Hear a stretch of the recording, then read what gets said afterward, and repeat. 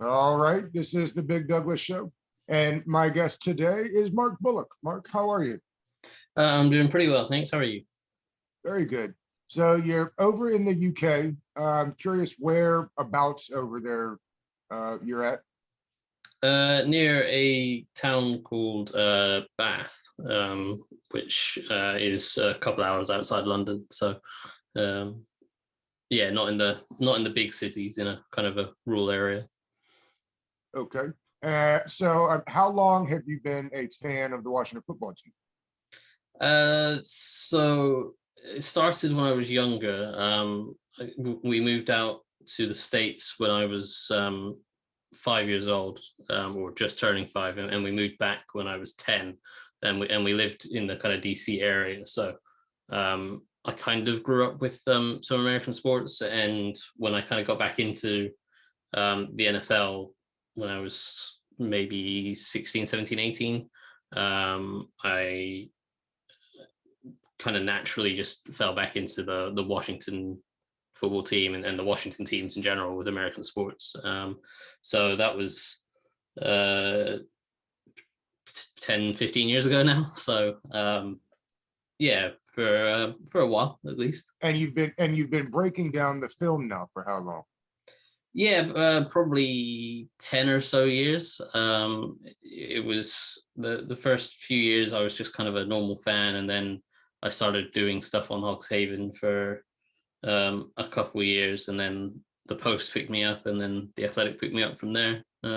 So probably I think about 10 years. I'm not 100% sure exactly when, but probably about 10 years. And you've done scouting academies or coaching clinics, Joe, where you've just kind of done your own research Yeah, and studied the game. just kind of done my own thing really. I've been kind of I got really into the whole. I've always been a big fan of sports, and rather than a traditional kind of fan of just being a fan of a team and getting happy when they win and mad when they lose, I kind of um, looked at things more analytically and thought, why did that happen? Why was that a good play? Why was that a bad play? And the NFL kind of lends itself to that because it's all broken down into an individual play. So that kind of fascinated me. And so and when I was younger, I had a lot of time on my hands. So I would just kind of watch a playback and say, okay, so why did this guy go here? And why did he do this? And why was this good as opposed to this being bad? And um, read a lot of good writers that I respect and follow on Twitter and what have you. And you pick up the odd thing here and there, and yeah, kind of built up my own, I guess, knowledge of the game from that. It's been incredible, and you're one of my favorite followers on Twitter, and you have a great way of breaking it down. So I'm excited to have you on today. We'll get to some defensive philosophy type stuff at the end, but I thought while you're here, let's just start at the top and kind of work our way through the roster and some of what you think. Sure. We'll start with the quarterbacks as we always do. They obviously wanted to upgrade the position because they tried several times to do it, including swinging big for Stafford.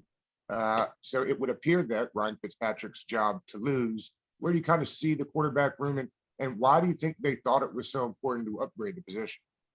Yeah, I think I agree with that. It is Fitzpatrick's job to lose. I think when you have guys like Heineke and Allen, as good as Heineke played in that playoff game against the Bucks, it was just one game, and the history of his career tells you that you can't rely on him medically, because he's yet to complete a full game without getting seriously hurt. So that to me says, even if you think he's a really good player, like if he's not going to be available, you can't rely on him as your quarterback for 16 or 17 games, I guess now. Kyle Allen, he was okay. He feels to me like kind of the career backup type, a very good Colt McCoy type, and someone that when you need him in a spot moment, your main quarterback goes down and he comes in the middle of the third quarter, he can win you the game provide a spark, or on a week's preparation, he might be able to win you a game, or certainly not lose it for you. But he's not someone that I feel like would be a successful quarterback over a prolonged period of time. Or certainly the best I feel like he could get to is he's not going to lose you the game. And if the rest of your roster is good enough, then you can be a decent, just above 500 team.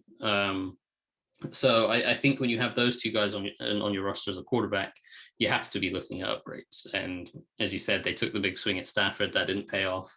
I did like that they didn't force it for a guy that they weren't 100% in on. I think with a quarterback, you have to, unless it's a free agent and you can do a contract where you're only losing out for 1 year, and if it doesn't work out, then you can cut it and move on the next year, or you can get out of it relatively early on. You're not wasting so many years. When you're looking at rookies that you draft and you spend a first round pick, or maybe you have to trade up into the top 10 and trade away multiple first round picks, then you're investing a huge amount in this guy. And if you don't absolutely love that guy, then that big investment's unlikely to pay off.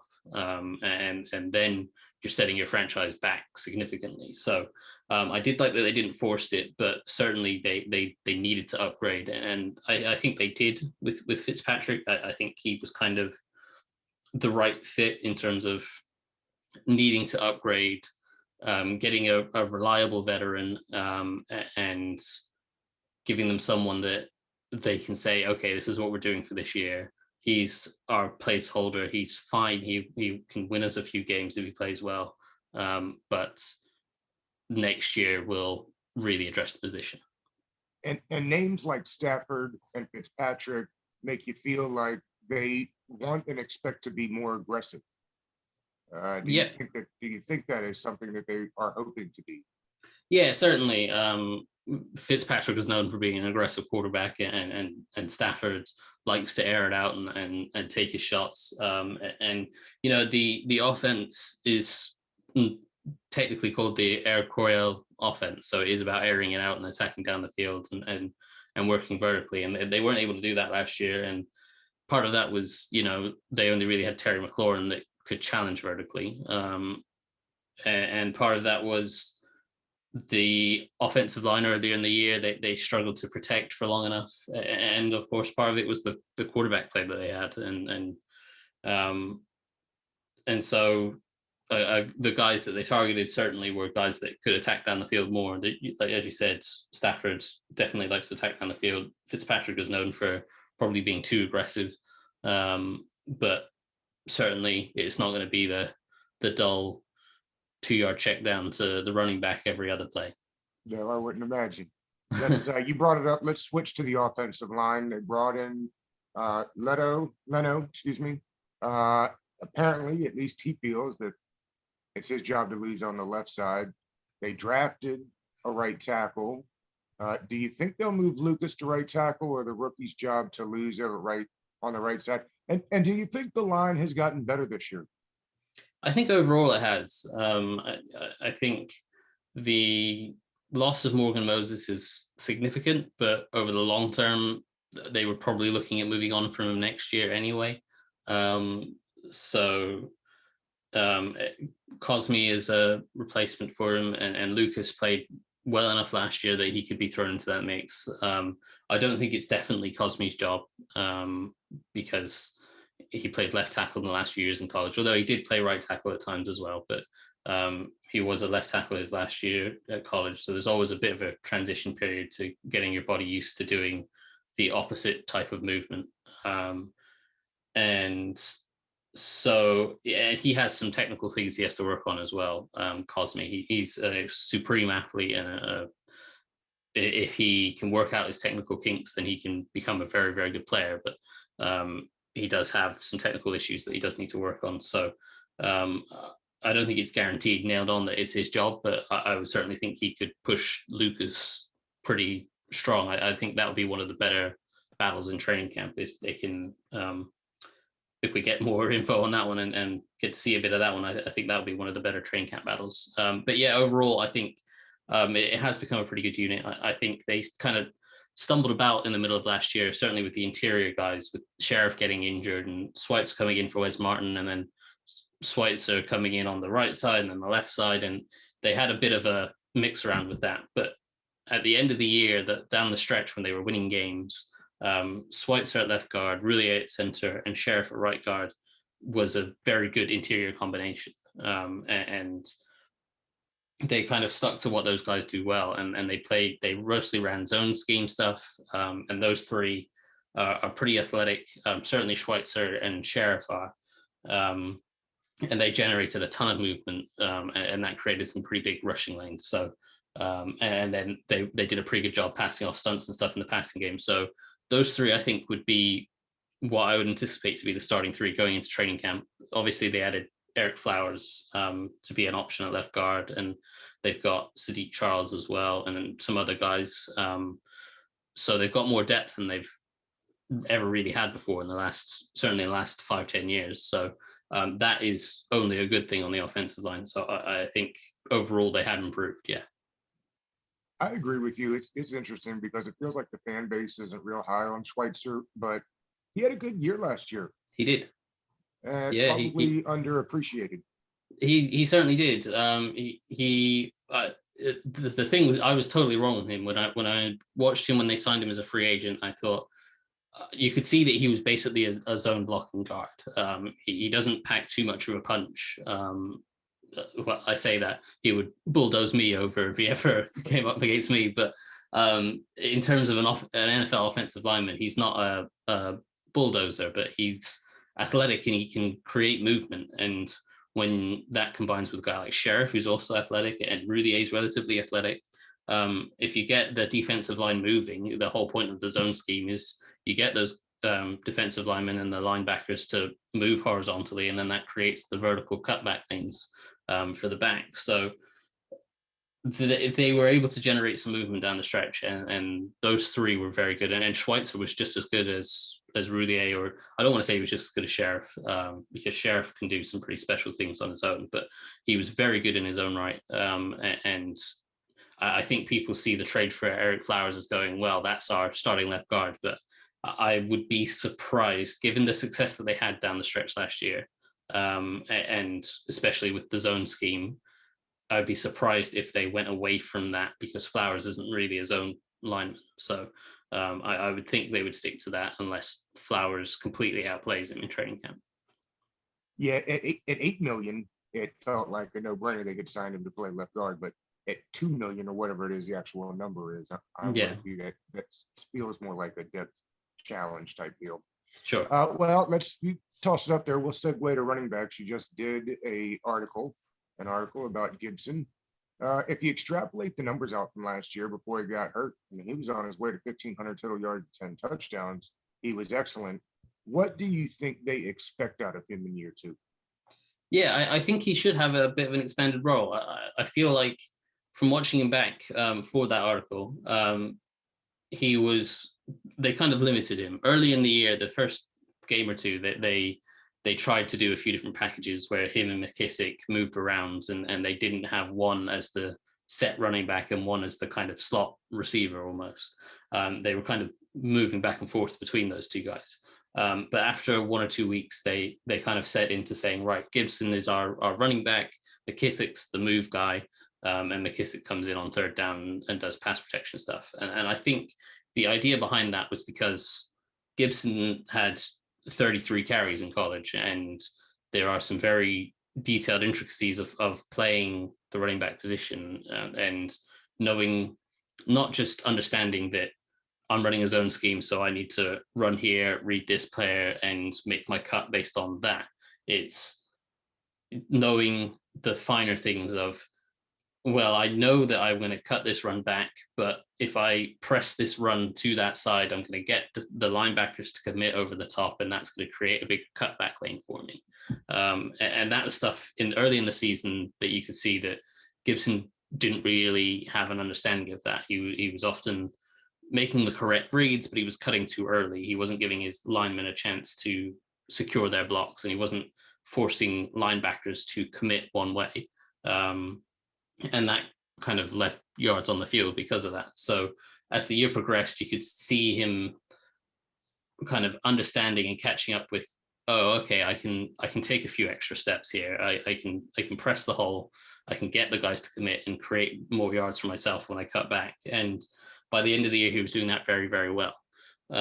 So I would imagine, assuming that progression is somewhat linear and he carries on that path, they can start opening up the offense for him a little bit, and they can make use of that talent, because he was a receiver in college, so they can make use of some of that, and start moving him around, not too dissimilarly to how Turner used Christian McCaffrey by moving him around and putting him outside and motioning Curtis Samuel into the backfield and that kind of thing. So I think he will have an expanded role, and if he continues with the development trend that he's on, I think he could become a pretty significant feature part of this offense. Whitstable Stevie from Twitter brought that up with the 2 running back sets. It's interesting, when I looked into this, 80 receptions for McKissick. Yeah.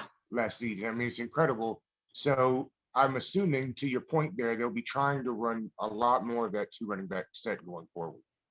Yeah, well, they did use it a fair amount last year. McKissick was almost treated as a slot receiver, but he was also the third down back, because I would guess they didn't really want Gibson to have to worry about learning about protections, which is a big part of playing third down and passing downs as a running back. You have to be able to see blitzers and pick those guys up, rather than just working out into the flat or working whatever route you're running. So McKissick was a big part of that, and a lot of his catches came on those little check downs and what have you underneath, when he wasn't protecting. But he also moved around, and they treated him almost like a slot receiver, but you had the benefit of defenses knowing that, hey, this guy is a running back, and there is technically 2 running backs on the field. So how do we match up to this? Do we match up with our base defense, but then if McKissick goes into the slot, we've got a running back on a linebacker, or almost a slot receiver on a linebacker, which obviously you don't want defensively? Or do we say, okay, this is a slot receiver, we'll put a slot corner on the field instead of an extra linebacker, but then potentially you can use Gibson and McKissick both as a threat in the run game, and you have the slot corner having to fill in the run game. So it does put a lot of stress on defenses, and the added threat of Samuel will add to that. So certainly I think they will look to include that a little bit more, and more so with Gibson being able to be versatile and move around than he did last year, because he didn't do much of it beyond the first few weeks. He kind of stuck to the backfield and was just a running back. So this year I'm certainly looking for him to do that more. And if they only keep 3 backs on the roster, you assume Barber is that third man again? I would guess so. And they obviously seem to like him. And for the role that he played, that short yardage back, he was pretty good at it. Even if he did only average 2 or 3 yards a carry, whatever it was, it was, if he's coming in on 4th and 1 or 3rd and 1, then that's fine. And he picked up a fair few conversions. So, it's a role that is, you could debate whether it's worth an entire roster spot for that role. I would personally say I would think Gibson could probably develop into taking that role over as well. But and if that's the case, then maybe you look at Lamar Miller, maybe because he's a little bit more of a complete back. Or if Jared Patterson, the undrafted guy, if he suddenly shows up and turns out to be Darren Sproles like they've compared him to, then maybe he makes the team. I'd be surprised if he did. But yeah, I would think Barber probably would, certainly going into camp, Barber would be the favorite. WFT News sent me the offense used jet motion 5th most in the NFL last year. I was surprised by that because a lot of fans kind of are still on the fence about the offensive coordinator. Now I've had a chance to talk to national guys. They're higher, I think, on what Scott can do. I'm curious your thoughts on the offensive coordinator. Yeah, I think it's a big year for him. He took a while to settle in, I think, last year. At the start of last year, it felt like they had a lot of different packages that I liked in theory. The theory behind them was good. But it felt like he was kind of learning, okay, who can do this role, who can do that role? Does this guy do this well? And how can I get the ball to Terry McLaurin? How can I get Gibson involved? How can I, make use of these different playmakers and which guys he can trust and which guys he can't. And so it felt like there was kind of a mix of different packages every week. And the packages themselves were fine, but they didn't particularly mesh well together. And the best offenses in the league will mesh the run and the pass game very well, and make it harder for defenses to know exactly what's coming, and make things look the same or disguise the same concepts differently so that the defense doesn't know what's coming. And you could certainly see as the season progressed that Turner was starting to get more comfortable with the guys that he had and the roles that they could play, and how he could, rather than just have a bunch of different packages, kind of go, okay, well, this package works with this package, so we'll kind of start to merge that together. And this one work together, so we'll merge that together. But this package was a good one, but it didn't quite work out, so we'll throw that aside for now. So I certainly think the theory behind a lot of what he does is good. And we saw towards the end of the year, he was starting to get that to work together better. Certainly this year, I can't imagine he'd have many excuses unless the quarterbacks completely screw up. Right. Because it's got, other than maybe Kansas City, it might be the fastest offense in the league now. Yeah, they certainly added speed. And so there's certainly a lot they can do. And I think he should be pretty good this year. I would imagine he will have a lot of fun with all the different formations and motions and shifts that he does like to use in his offense. I would imagine he'd have a lot of fun moving guys around and getting them into favorable spots where they're matched up well. And that should, in theory, benefit whatever quarterback is playing. We'll see whether the quarterback is able to take advantage of that. But in theory, it's an offense that I think should come together pretty well this year. It also feels like this will be one of the bigger camp battles as well. If there's spots, let's say, for Harmon, AGG, and Humphreys, if they keep 6, which of those 3 do you think starts with the leg up in camp? I would think Humphreys probably over the other 2. It is definitely a very interesting one because you figure McLaurin, Samuel, and De'Ami Brown are nailed on. And then Cam Sims had a good enough season last year where he should be the 4th guy. And then after that, there's still plenty of talented guys. I know Steven Sims is hated by the fan base because of the drop punts and the drop catches last year. I still think he's really talented. I haven't given up on him, but I know I'm fighting a losing battle there, and I know he's probably on the outside looking in. But I would think Adam Humphreys, he was signed for a specific role. He was signed to be specifically a slot receiver that has already some chemistry with Ryan Fitzpatrick. To be, I guess, an elder voice in that receiving room, and a reliable set of hands that understands how to attack leverage and, get himself open as a slot receiver and make himself available for the quarterback in kind of key situations on 3rd and short and 3rd and 5 and what have you, and move the chain. So I would think Humphreys certainly has the leg up over Harmon and AGG, in my mind, at least. I've been long on the record. I will be stunned if Humphreys is on that final 53-man roster. I understand what you're getting at, but for or that's all he does is the slot. No Sure. special teams action. I Can't I really line I up outside, and the coaching staff is kind of beating us to death with the idea that they prefer guys that can do multiple things. Sure, I don't disagree with that. And like when you look at all the versatility of all the other guys, absolutely. But at a certain point, like you can move Curtis Samuel around and play him anywhere. Terry McLaurin, you can probably move around, play him anywhere. De'Ami Brown, probably more of an outside guy right now. Um, Cam Sims is definitely an outside guy. Harmon has only ever played outside. He could possibly be a big slot, but he's probably more of an outside guy.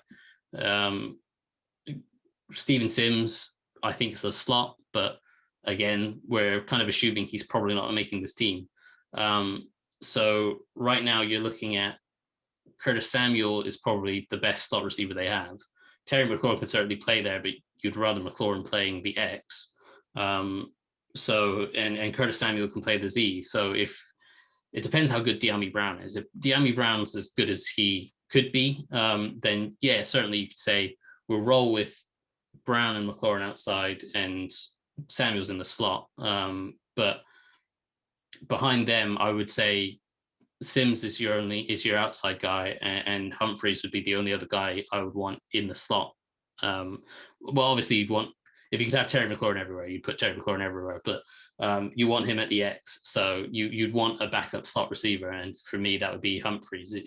If Brown isn't quite on the development path that you want him to be on or whatever, then Curtis Samuel can play the Z and Humphreys plays the slot, and that I certainly see what you're saying, because I did have the thought that once they drafted De'Ami Brown, and if he becomes what he can be, then there isn't really a need for Humphreys. But the depth of having Humphreys being the reliable receiver that he can be, and the relationship he already has with Fitzpatrick, I would think for me he'd be the fifth guy.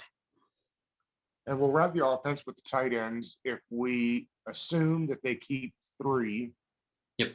which seems reasonable, then who's the odd man out there?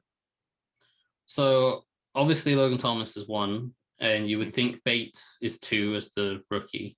I don't think Samus Reyes is going to be ready. I think that's too much of an ask for a guy to go from not knowing football to playing football within 6 months or whatever it is.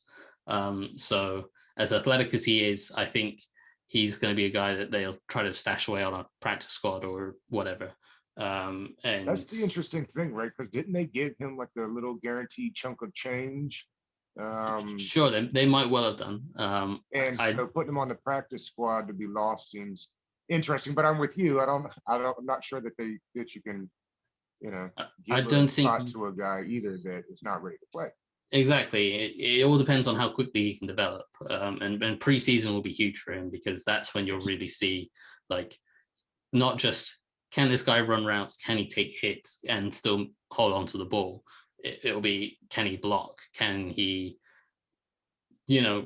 understand where to line up and the technique and the snap count, and how to work a double team with a right tackle or the left tackle, and work up to a linebacker, or does he know how to do the sift block where he fakes the block and goes out to the flat, and all this kind of stuff. Like, it's a lot of stuff to pick up when you have, I'm assuming he has no idea. I've often been told it's the hardest position to learn, because you're not just learning one part of the game. You're not just learning, like a running back learning to run the paths and the running offense, and you're not just a receiver learning what routes you have to run.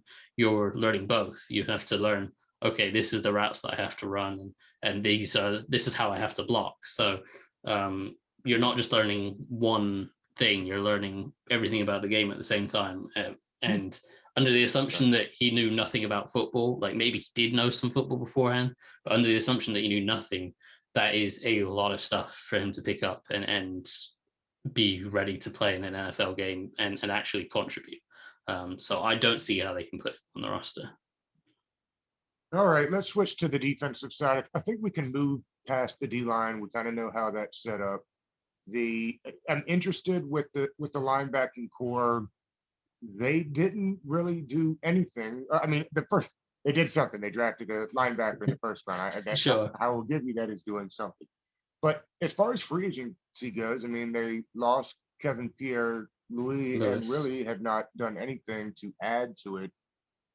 Makes me feel they're not really all that concerned about putting three linebackers on the field very much. Do you see it that way, or they just like what they have in house? I think it's a little bit of both. Certainly, you're in sub packages more often than you're in the base front with three linebackers in the modern NFL. And last year, they even had a base package where they had 5 D line and 2 linebackers. So, like, they can work around it if they are a little bit light on linebackers. And you know, we saw kind of at the end of last year, they were able to sign a linebacker off the street and kind of get them ready to play. They did that a couple of times. So in terms of depth, guys, I'm not too worried. I think obviously Jamie Davis is going to play a big role. I think they seem to be very high on Cole Holcomb. And John Bostic is a guy that I think fans tend to underrate. I'm not saying he's a Pro Bowl linebacker. I think he's just a solid replacement level, but solid linebacker. And in an ideal world, you can replace him with a Jamin Davis and you're good. But with the depth they have, he can be a bridge to letting Davis take over from running the defense in 2022. So Bostic's fine to me, and Holcomb and Davis either side of him, I think gives you a relatively solid group. Certainly a lot more athletic than what we're used to with Davis and Holcomb in particular. I think the interesting part will be who stays on the field when the sub packages come on, because typically it's one of the linebackers. And last year, for the start of the year, it was Holcomb that would come off the field, and it would be Bostic, Kevin Pierre-Louis, and then the slot corner, or if they went big nickel, it would be Cam Crow. Then towards the end of the year, Pierre-Louis came off more, and it was Holcomb that stayed on more, but it was still Bostic. I just wonder if Davis is ready, or if Holcomb could even take over some of the calling duties of the defense, whether they would then go with Holcomb and Davis, or whether that would be too young and inexperienced of guys to play at linebacker when you're in a nickel package. So that's the interesting part for me. They brought in William Jackson. By all accounts, he is an upgrade and should allow them to switch between man and zone a little more seamlessly. At least that's what Ron said when they looked at the tape, that they thought he did that better than maybe his previous coaching staff thought. I'm curious also, how quickly do you think they can get St. Juste ready to play outside, which really, if that allows them to get Kendall Fuller inside, really gives you something special there if the rookie can play. And I know they're really high on him, and he really impressed a lot of folks that worked the Senior Bowl. Yeah, it would be interesting to see, because I personally wasn't too high on St. Juste. I saw him as a guy that you have to play man coverage, because he was drafted because of the size and particularly the length that he has, and being able to be up at the line of scrimmage, pressing a receiver, getting his hands on them, and forcing them off their path, and then having the athletic ability to turn and run and recover if a guy gets by it. For me, when he played zone coverages, I saw him a lot being kind of in between routes and not committing one way or the other, but end up really covering anyone. Teams would attack him a lot with corner flat, or what's often known as smash combinations, where you have a receiver in the flat and you have a corner route behind him, and the zone cover corner on that side is the read for a quarterback. And if he sinks back to take the corner route, the quarterback throws the flat route. And if the corner jumps up to take the flat route, then the quarterback throws it over his head to the deeper corner route. So, and I saw him quite often getting caught in between those and not really knowing, do I commit to this way or do I commit that way? And then end up not covering either route. which is kind of the worst case scenario. So for me, I saw him as a man coverage corner, and William Jackson, I kind of see the same way, although he is a lot more comfortable in zones from when I watched him in comparison to St. Just. And I think William Jackson can do everything, but I feel like when you sign a guy to that kind of contract, you're kind of wasting his talents if you're not playing him in press coverage and man coverage, because he has that ability. So if they feel like St. Just can be a contributor year one, then as you say, that allows them to do some fun things with Kendall Fuller and, put him in the slot, or maybe have him as a potential bracket safety, was an idea I floated a while ago, that could be quite fun. And that makes it a pretty strong group, and then that allows them to play more man coverage, which if you can play man coverage and you can match up to all the receivers, there's no better coverage, because it's just my guy's better than your guy and he'll lock him down. So if you can do that, then great. I think that all depends on how ready they think St. Just is, and it seems like he had a good minicamp OTA period, but we'll see when things are actually really going at it in training camp. And let's wrap with this. I've been floating this idea about a 5-1-5, which at Johnny Local on Twitter coined it the shark attack.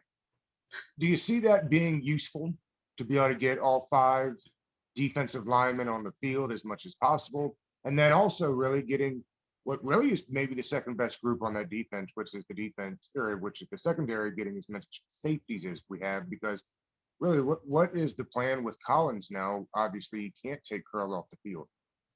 Yeah, I think I'll start with that point of Collins. I think with the safety group, I think Landon Collins is just a strong safety.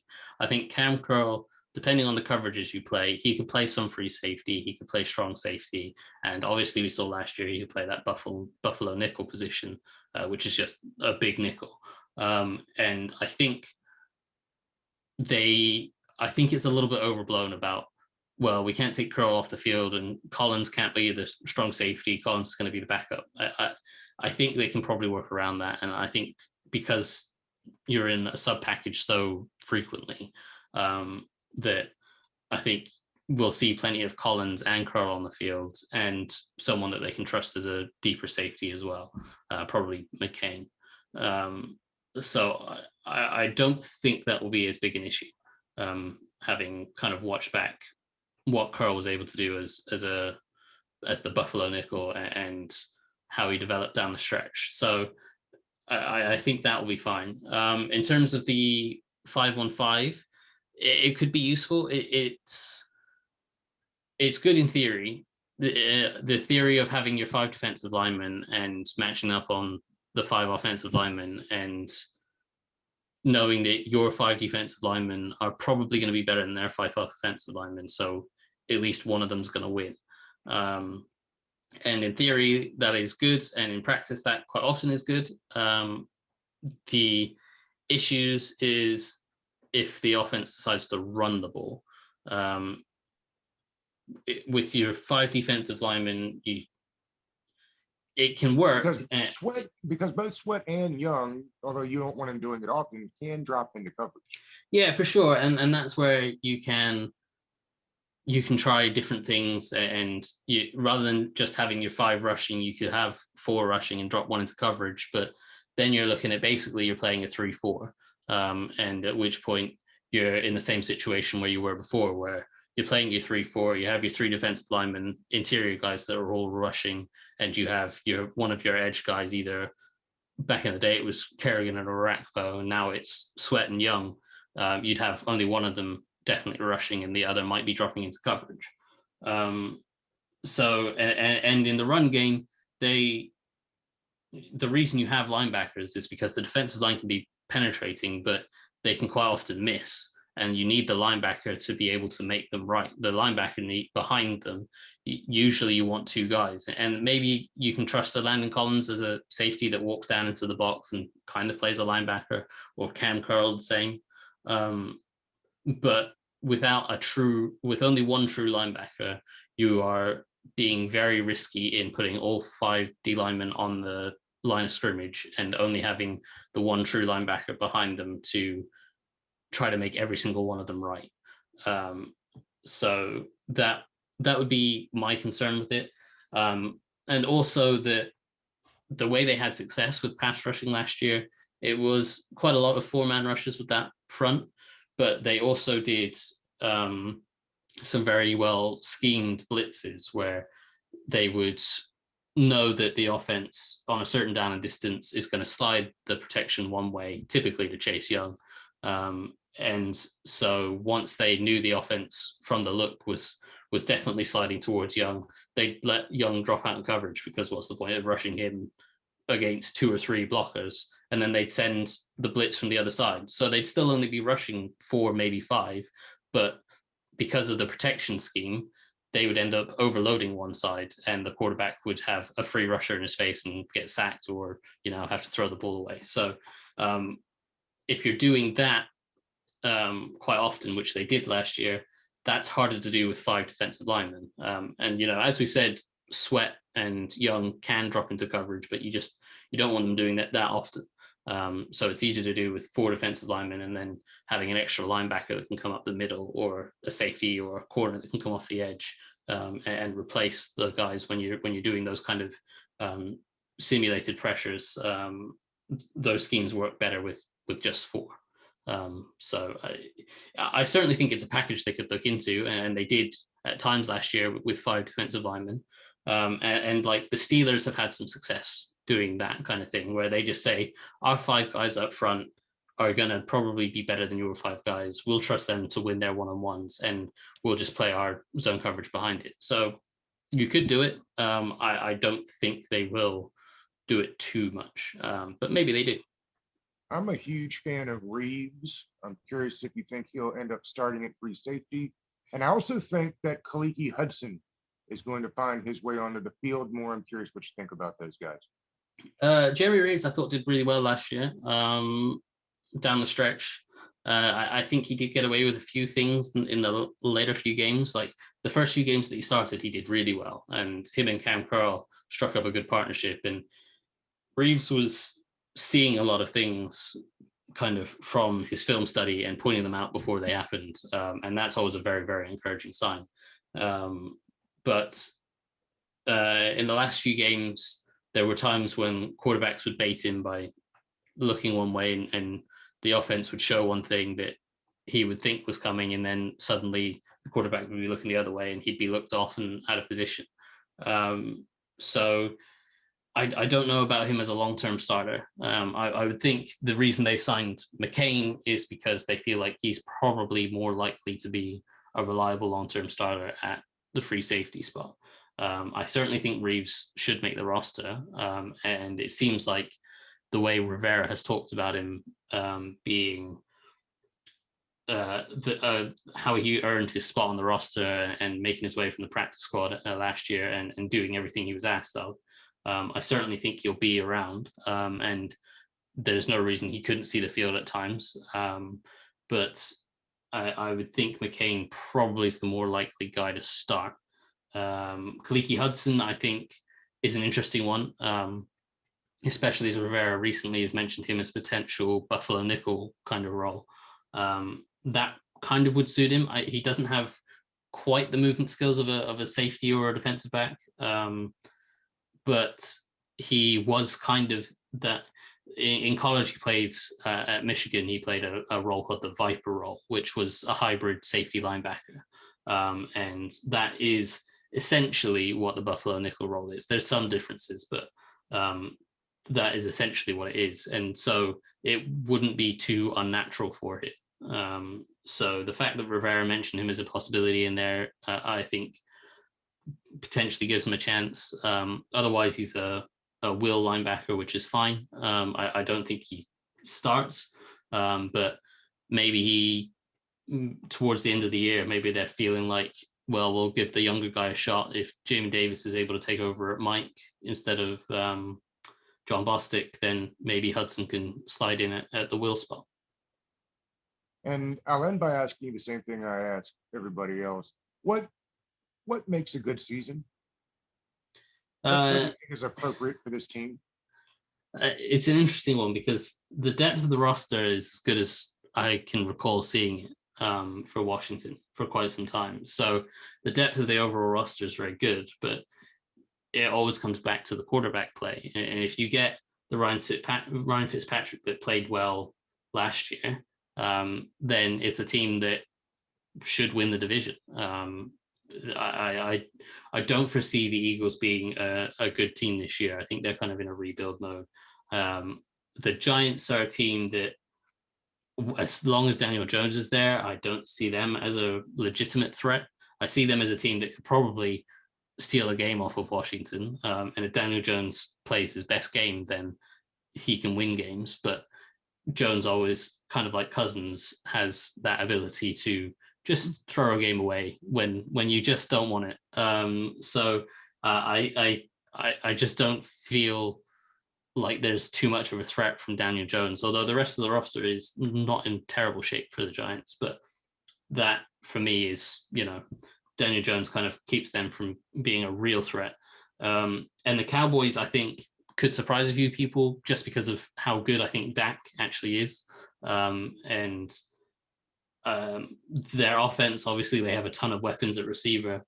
And with Dak running that offense, they're a really, really good offense. And that can often let you hang around with teams and challenge teams. I think their defense probably stops them from being good. I think it'll be better than it was last year because it's going to be simpler. And Dan Quinn's going to try to run that Seahawks cover 3 again. But we've seen a lot of people come from that Seahawks cover 3, and not many people have been able to run it the same way the Seahawks have. So I'm not too worried about that defense. It still doesn't have enough talent overall, certainly in the secondary, to make me worried about that. But I think that offense can be explosive. So in terms of the NFC East, I think if you look at just overall roster, I think Washington has the deepest roster. But the quarterback factor has to play into it. And I would say the Cowboys have the best quarterback by a significant margin. And personally, I rate Dak as one of the maybe top 5, certainly top 10 quarterbacks in the league when healthy. So that gives you a huge advantage. So if he's back and healthy and playing as well as he can, I think they can push Washington. If Fitzpatrick plays, if he continues the trend that he's been on of getting better as he ages, I think Washington should be able to beat out Dallas. But if Fitzpatrick has a few weeks where you see the Fitzpatrick that we've seen in the past, where suddenly he just throws a pick that you're like, where the hell did that come from? Like those kind of plays they were still there last year. They were just less frequent. And there were certainly, I think it was a Seahawks game last year. I was watching that, and I think he was intercepted once or twice in that game, but I came away from the first half thinking, how has he not thrown 5 interceptions? So like there certainly are those moments for him still, but football's a funny game. So it's hard to say exactly how he does. So I think they should certainly challenge for the division title. I would guess their goal would be win a playoff game. And if you can get into the playoffs, you've had a relatively decent season. If you can win a playoff game, I think you've had a very good season. And when you won a playoff game, your confidence is sky high, and who knows where they could go after that. Mark, I really appreciate you doing this today. I had a whole bunch of fun. Tell the folks where they can find you and what you got coming up next. Yeah, of course. My Twitter, you can find me on Twitter, is at Mark Bullock NFL. My Substack is markbullock.substack.com. That's where I write all my breakdowns and what have you. And just today of recording, as you mentioned earlier, I had a piece out on Antonio Gibson and how he developed last year, as we kind of talked about, and what his role could be expanded to next year. And last week I had a piece on Cam Curl and what exactly that Buffalo nickel role is, and how he played it so well, and just breaking down exactly what goes into that role, because we've heard it a million times from Ron Rivera and Jack Del Rio and everyone, that the Buffalo nickel role and this and that, and so I thought I would break that down. So you can read that all on my Substack, and you can find me on Twitter, as I said. All right, Mark, we appreciate you. Of course. Thanks for having me.